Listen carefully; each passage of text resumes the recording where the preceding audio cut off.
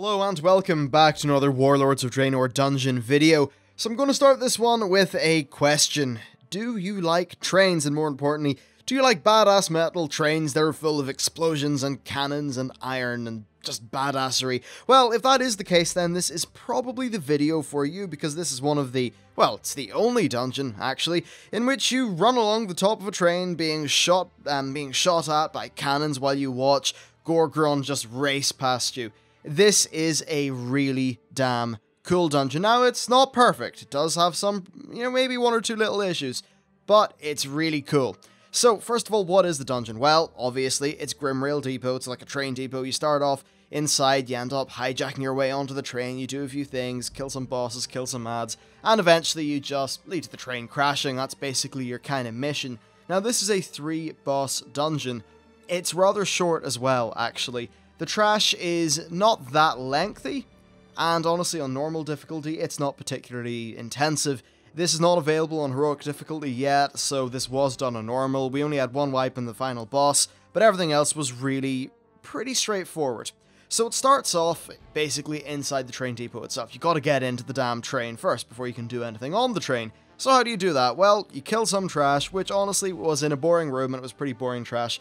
But then you get to the very first boss, and this is Railmaster Rocket Spark and Borca the Brute. Now, it's basically just 2 bosses, and these are pretty simple, so I'll talk about Borca first. Now, what he does is a slam. This, I think, hits for about 30,000 damage to all players. Then he also has a spell called Mad Dash, which will just charge someone and interrupt them. I think it does about 80,000 damage, it's pretty high. And then finally, if you kill the other boss before you kill Borca, then Borca will enrage, doing 50% more damage and attacking 50% faster. Now, we did kill Borca first. I don't know if it would have been hard if we killed the Railmaster first, but I'm going to assume that it would have been. Borca actually had quite a bit more health than the Railmaster guy. Now, the Railmaster is the second boss, and he basically does 2 different abilities which involve throwing rockets at you. None of these do a particularly scary amount of damage, though if you kill Borca first, then he will do an ability called Lock On, which will increase his damage done by 10% per second for 10 seconds, and that's the thing that you should interrupt. Now, the group I was with wasn't particularly great in the whole idea of stopping before a boss and reading the dungeon journal, so we would actually know what was going on. We basically winged every single boss in this instance, and we were able to completely wing it with Railmaster, Rocket Spark, and Borca the Brute. Really, it was not particularly hard. Anyway, with that done, we, I think, travelled up a tower and jumped onto the top of the train, and what they actually did is they basically loaded us kind of out of that zone, and then we appeared back on the train as it was fully in motion. So we cleared out some trash, things like that, and then we met the next boss. Now, that trash was not particularly problematic.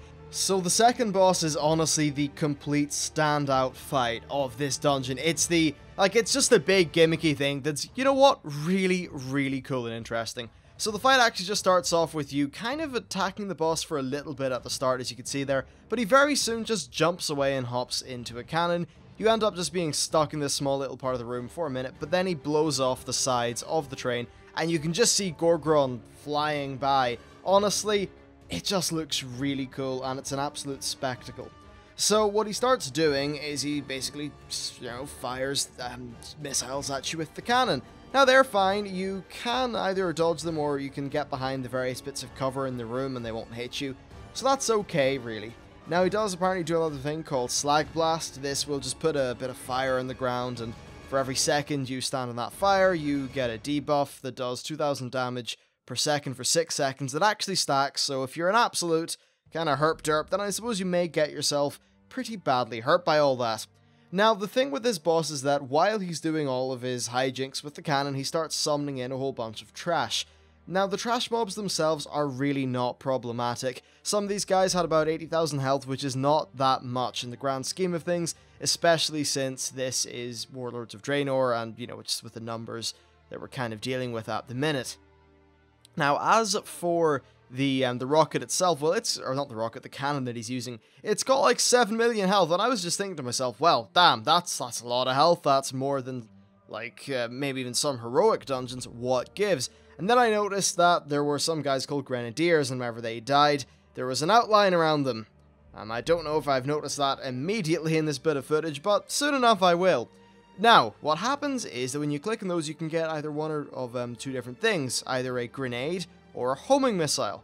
Now, there I just sort of stood in a whole bunch of his suppressing fire. Obviously, that's not something that you want to do. If I wanted to, I could have hid from that. I think that actually may have worked there. I'm not 100% sure. But anyway, I picked up the homing missile. Now, that allows me to get into one of his cannons that are, sort of sat around the side of the train, and then fire off an explosive at him. Now, that will deal 1 million damage, which is pretty darn significant. Of course, you can only use it once. Then I also noticed that I picked up some bombs from the grenadiers that we killed. And initially I started throwing those bombs at the trash. Now that was fine, but honestly, it was not particularly optimal. What you want to do with those bombs is throw them at the cannon itself. Unfortunately though, it took a bit of time for the rest of the people in the group to really get what was going on. And honestly, this boss took far longer than it should have. At this point, I'm still throwing them at ads for some reason, because I thought that they were basically just the means of clearing out the ads until you got another homing missile, but as it turns out, they actually do a pretty significant amount of damage to the boss cannon as well. Now, if you think that the cannon is all that's there, no, don't worry, we're about to kill off the cannon, and once the cannon is destroyed, we need to kill the boss himself. He just jumps out of the cannon, and really it's just a case of us kind of taking it from there and killing him. So overall, this is really nice, and you know what? I want Blizzard to do more badass stuff like this in the future with dungeons. If they're going to be doing less dungeons per expansion, in terms of it not being like, say, the Burning Crusade, which had, what, like 18, or I don't know, that's just a random number. It sounds about right, though. But if they're not going to do dungeons like that, then I suppose at least it is nice that they are putting more effort into each individual dungeon. You couldn't really have 18 dungeons with the kind of increased level of detail that some of these Warlords ones have.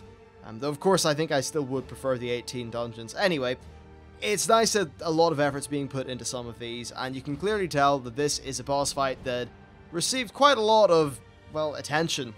You know, a bit of love and care and polish to really just make it feel as cool as possible.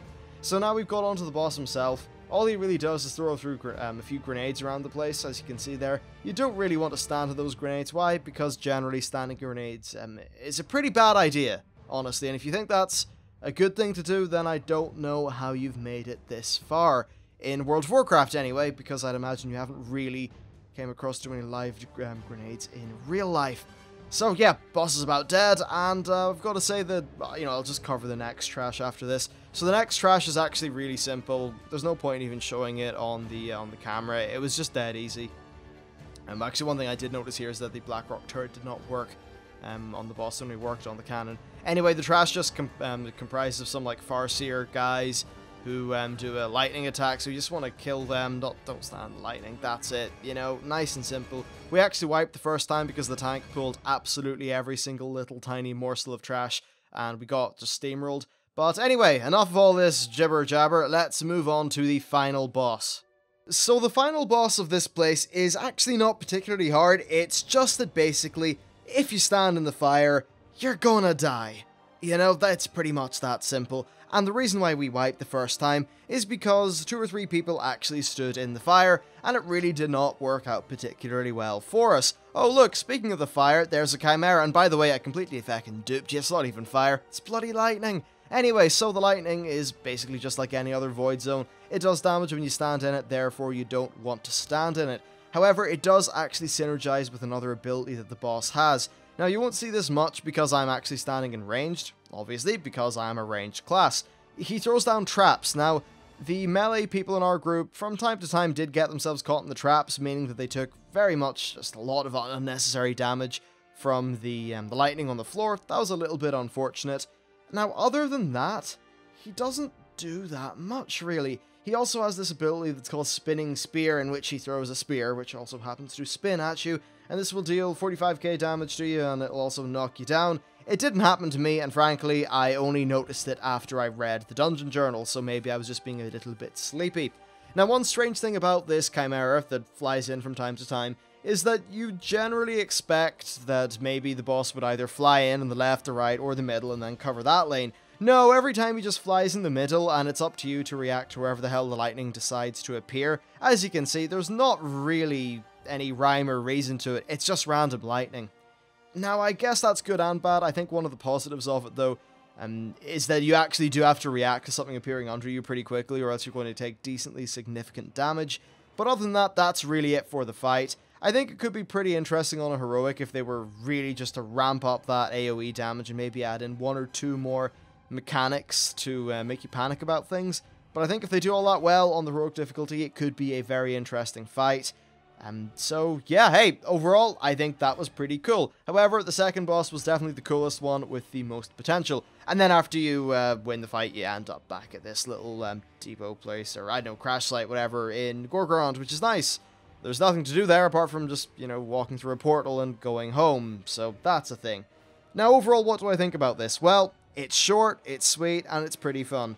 None of the bosses are extremely hard so far, but they're all interesting enough, especially the second one. And overall, I do think that it's a pretty robust addition to the Warlords of Draenor dungeon lineup. However, because of its relative ease and short duration, I'd imagine that people will just want to queue for it, because it really is pretty quick. It's only 3 bosses, you know, so yeah, I don't know, if people really are wanting to farm up some sort of justice/valor points, I don't know, whatever they're actually going to do in that regard, then maybe they just want to run a lot of this dungeon.